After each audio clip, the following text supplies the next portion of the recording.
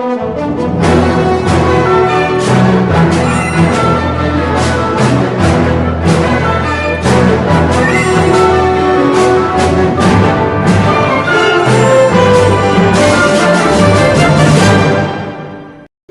es muy doméstico para nosotros, que viene siendo el hecho de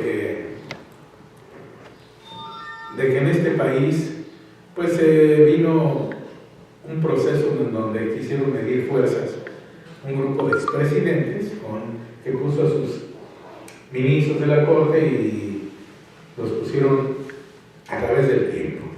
Entonces ellos, obviamente, en términos muy generales, pues tomaron una posición de querer echar abajo, ¿sí? Y sentar de alguna manera, ¿cómo vamos a ver? Precedentes judiciales, ¿se llama, no? Sí. En lugar de jurisprudencia, sí puede legislar el Poder Judicial. ¿Por qué? Porque todos sabemos que 5 jurisprudencias en un solo sentido tienen fuerza de ley. O sea, eso es estudiante. Sin embargo, obviamente hoy son precedentes judiciales. Igual en el mismo sentido, 5 precedentes judiciales en el mismo sentido crean fuerza de ley. Entonces, pues ellos de alguna manera querían sentar un primer precedente de ley. ¿Por qué? Porque si hubieran declarado que no se podía, que de alguna manera digamos que se puede apelar a las resoluciones del Poder Judicial, del Poder Legislativo y de la Constitución se podían impugnar, obviamente es un precedente. Nada más, hasta que hubiera 5 en el mismo sentido, tendría una fuerza de ley. Sin embargo, no se dio, no se reunieron, se requerían 8 votos de 11 para darle y sentar un precedente judicial e impedir que avanzara. Sin embargo, no se juntaron, fueron 7. 7 y por lo tanto no se logró, 7 y 4 que no estaban de acuerdo, y obviamente con eso fue suficiente para que se confirmara y se ratificara la Constitución y las reformas constitucionales. Entonces, ese tema se acabó la discusión y punto. Obviamente, algo que me recuerda es que este país, después de la Revolución, que sería el 5 de febrero de la Convención de Aguascalientes, fue en 1917, ¿sí?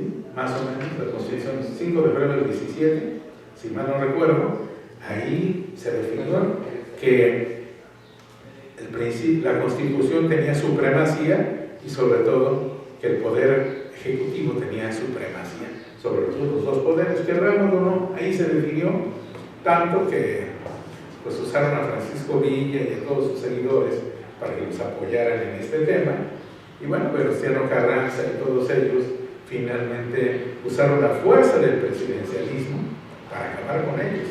Desafortunadamente es el 10 de octubre del 14. Es de noviembre del 14 la Convención de Aguascalientes. La Convención de Aguascalientes es el noviembre de 1914. 14, sí, ¿qué día?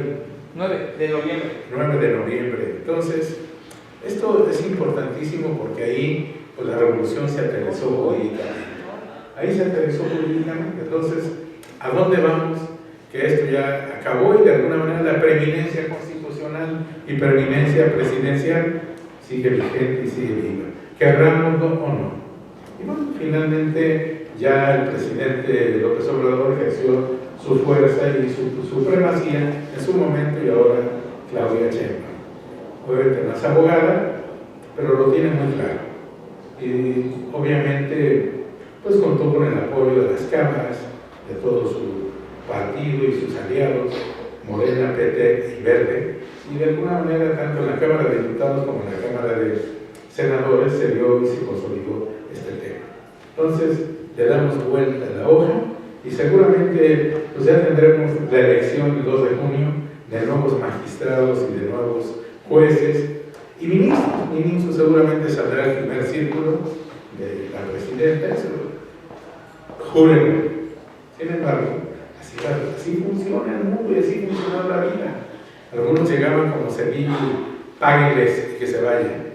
Y ya ponían los suyos a su antojo, y ahora pues, van a ser electos. Es más democrático, es más amable, es más correcto, es más sensato. No le demos muchas vueltas. El elegir le da la voz al pueblo con contra la voz del pueblo no hay nada, ¿sí? No hay nada supremo, aunque nosotros los seres humanos siempre manipularemos las cosas a nuestra mejor manera y nuestro mejor entender. Y bueno, yo apoyo a Claudia Sheinbaum en ese sentido, porque finalmente se necesita ejercer mecanismos de control para darle gobernabilidad al país. Cambiando el tema, es el tema internacional que nos ocupa, el triunfo de Donald Trump, donde los empresarios, los grandes megaempresarios y megamillonarios lo apoyaron, unos ocultamente, otros abiertamente, como Elon Musk, que rifó $100 millones, $1 millón diario a todos los que apoyaran a Donald Trump. Aquí se sintetizó porque obviamente no puedes gastar más de lo que te permite la ley en una campaña, y él aventó $100 millones, que obviamente va muy superior a los márgenes de aportaciones a una campaña política aquí en China. Sin embargo, ganó de calle, y de alguna manera pues, se acabó el proyecto de Kamala Harris y del Partido Demócrata, ¿sí? De entrada ya Donald Trump había controlado y acabado con el tema de los partidos, ¿sí? Su partido republicano ya lo tenía bajo control absoluto, ya las reglas no escritas ya no funcionan igual, ni aquí, o sea, en ninguna parte. Entonces, de alguna manera, él tomó el control y también terminó de destruir esos mecanismos de control del Partido Republicano cuando terminó la campaña anterior y tomó el Congreso, tomó el, ¿cómo se llama? El Capitolio. Tomó el Capitolio por la violencia. Hubo hasta muertos ahí, zaparranchos, y ahora, pues muchas gentes también por temor no querían ninguna violencia en los Estados Unidos, que querían estabilidad. Sin embargo, tiene mucho de trasfondo este tema. El primero, cuando toma posesión, dice que va a suspender el apoyo a Ucrania porque ya perdió la guerra, así. Entonces, el diálogo con sus amigos de la Unión Soviética, de Rusia, pues va a estar unificado y van a tener una armonía. Ya les entregó de alguna manera, va a dejar a lo mejor que exista la capital de uno o dos departamentos de Ucrania, pero finalmente destruida totalmente. Y bueno, finalmente no sé si eventualmente en un acuerdo les permita quedarse con todo Ucrania, ¿sí? Aunque, pues obviamente Vladimir Putin aludía a que Ucrania siempre ha sido de Rusia. Sin embargo, inclusive la mitad de los ucranianos hombres están casados con mujeres rusas, y la mitad de las rusas o de las ucranianas están casadas con rusos. No sé si dije lo mismo, pero por ahí iba, ¿no? Rusos y ucranianos van combinados de alguna manera, mitad y mitad. Entonces, siempre lo más increíble es que como si alguien se parara en esta mesa y empieza a golpear a los demás porque le caen gordos, ¿sí? No que éramos amigos de muchos años. Ese es el tema, muy difícil. La necesidad humana es un complejo. Y bueno, finalmente se acabó la guerra en Ucrania.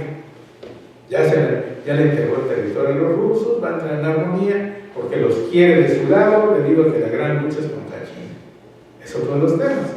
Quieren acabar con el avance de 8 o 10% anual de crecimiento de China. Quieren pegarle duro. Y los chinos están tratando de invertir no solo en China, sino en lugares cercanos, para poder aprovechar el Tratado de Libre Comercio en México. Entonces, eso de cerrar las fronteras no solo tiene que ver con los migrantes, que de entrada dijo que va a cerrar las fronteras del sureste, ¿sí? Entonces, obviamente quiere que nosotros cuidemos las fronteras, y obviamente la presidenta ha estado insistiendo que de alguna manera lo que va a hacer es una mega inversión en la franja de Centroamérica, en Guatemala, en Belice, en México, en Quintana Roo, Campeche.